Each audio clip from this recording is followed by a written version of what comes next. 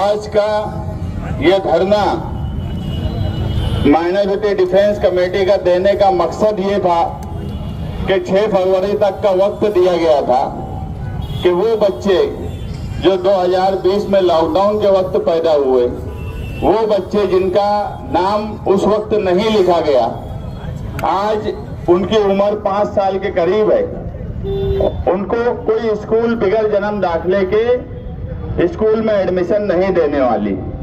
हमने 6 फरवरी तक का वक्त दिया, मगर अभी तक उन बच्चों के जन्म दाखिले के ताल्लुक से प्रशासन ने या सरकार ने हमें कोई ऐसा भरोसा नहीं दिलाया कि उनका एडमिशन हो जाएगा, जबकि राइट टू एजुकेशन एक्ट बच्चों को तालीम का हक नहीं कानून बनाए।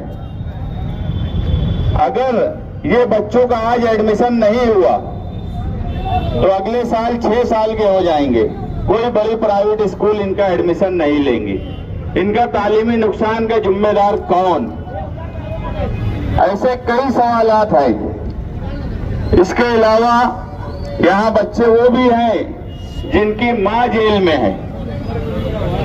आप सोचिए, वो 4-4, 5-5 साल के बच्चे जिनकी माँ आज सेंट्रल जेल में सलाखों के पीछे है, उन पर क्या बीत रही होंगी।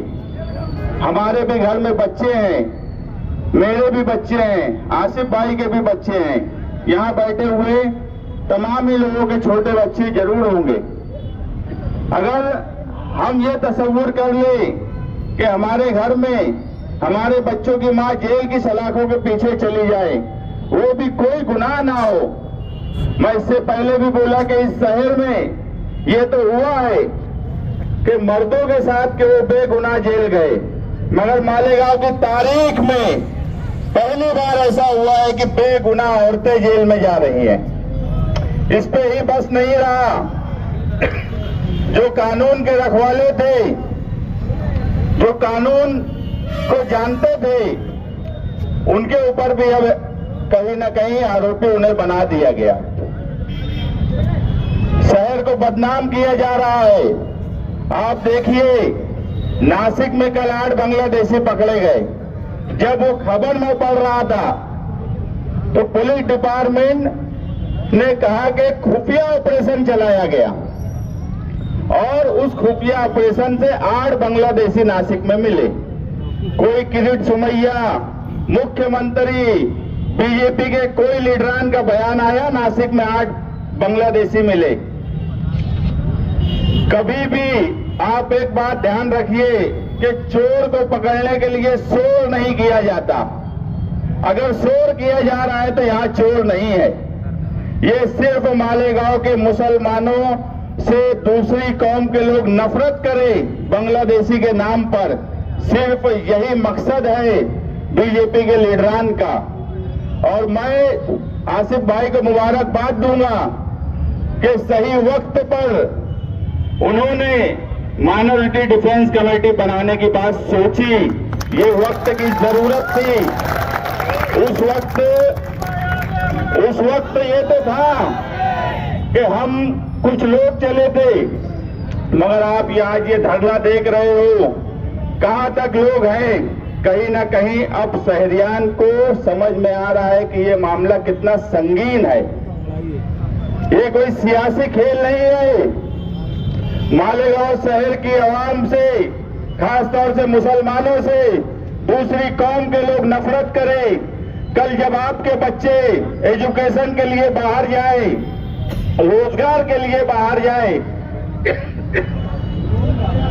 तो मालेगांव के नाम से उनकी छवि बांग्लादेशी दिखे। मुझे बताओ, अगर पूना में बांग्लादेशी पकड़े जाते हैं, भिवंडी में बांग्लादेशी पकड़े जाते हैं, नासिक में बांग्लादेशी पकड़े जाते हैं, तो पुलिस के आला अधिकारी प्रेस के सामने आकर पूरी डिटेल देते हैं।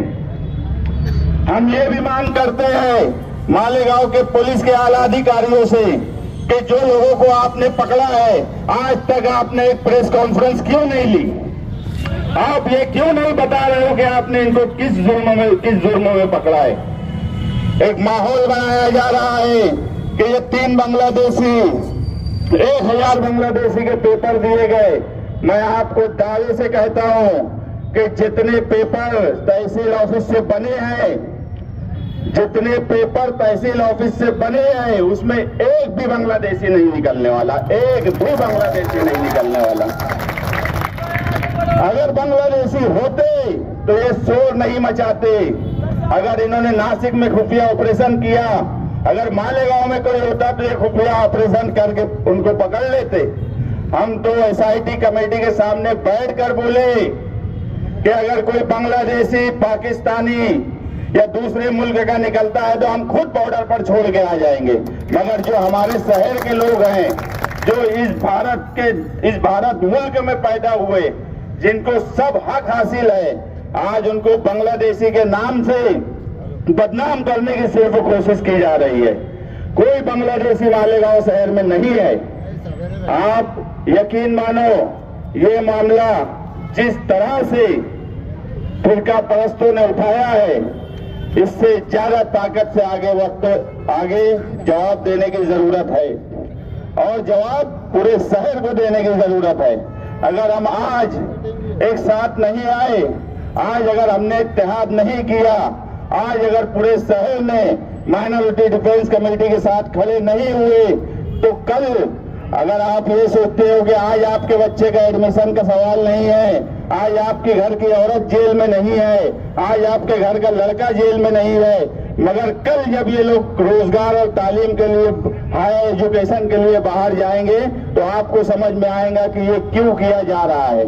सिर्फ और सिर्फ दूसरी कौम, बड़ी बड़ी कंपनियां जो ये कभी बर्दाश्त नहीं करेंगे कि मालेगांव शहर का जब आदमी वहां जाए तो उसको नौकरी आसानी से मिलना मुश्किल हो जाएंगी, बाहर मुल्क में जाना मुश्किल हो जाएगा। आपके पासपोर्ट से लेके हर चीज की जांच होगी, उसको देखा जाएगा। ये बड़ा संगीन मामला है।